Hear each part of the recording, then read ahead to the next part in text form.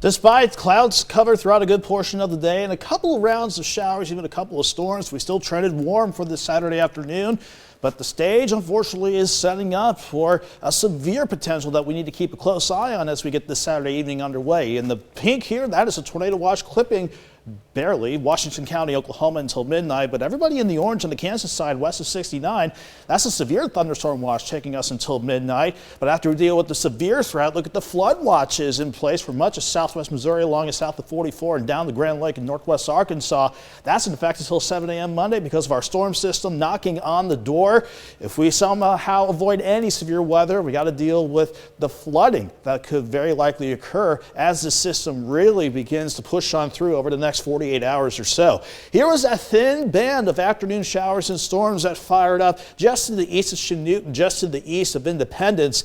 We were hoping that this might overwork the atmosphere a little bit to try and lessen the severe threat, but given how we have these watches out and given how we don't have anything going on here, not only do we have to keep an eye on thunderstorms, not only thunderstorms forming along and ahead of the dry line and the cold front to the east of Salina and Wichita, we got to keep an eye on these cells too, coming out of north central Oklahoma, and not to mention a couple developing cells just to the southeast of Wichita around Winfield, west of Howard, west of Sedan.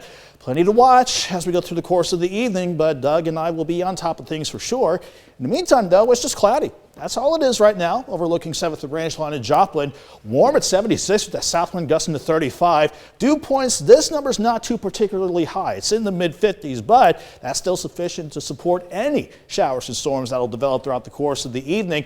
Everybody's pretty much in the mid-70s right now, all because we are definitely for sure on the warmer side of this approaching frontal system. You can see how it covers a lot of real estate. There's a very thin dry line initiating the thunderstorms out to the west, but the cold front is going to overtake that dry line and ultimately push better rain chances our way as we go through the course of the night.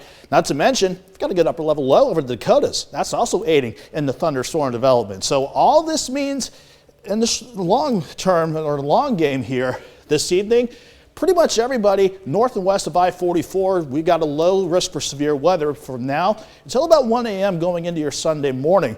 Main threats still appear to be large hail and high wind, but we can't rule out a couple of these cells trying to produce maybe a few isolated tornadoes.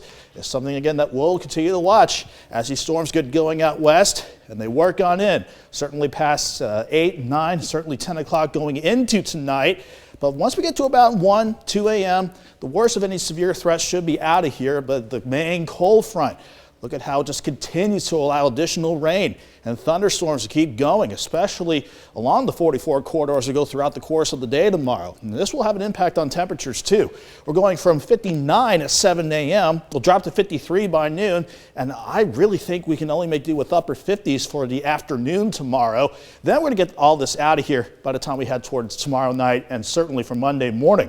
In terms of rain amounts, though, while most of us north of the interstate, north of 44, could see up to an inch of rain, areas south of the interstate, they're probably fair game to pick up, well, 2, possibly 3 inches of rain, hence why those flood watches are out. Once the system's out of here, though, we'll drop to the mid-40s Monday morning, 62 for a dry Monday afternoon, 64 Tuesday, 70 on Wednesday, both days staying dry. Then more rain chances to keep an eye on by the weekend, Chris. Certainly something to keep an eye on. I know you'll keep us updated through the night as these storms roll in. Yeah, so. On air, online, and on YouTube. Should the weather get really nasty, Doug and I will have things covered for sure. All right, Nick, thank you so much. Journey Sports, Missouri Southern Baseball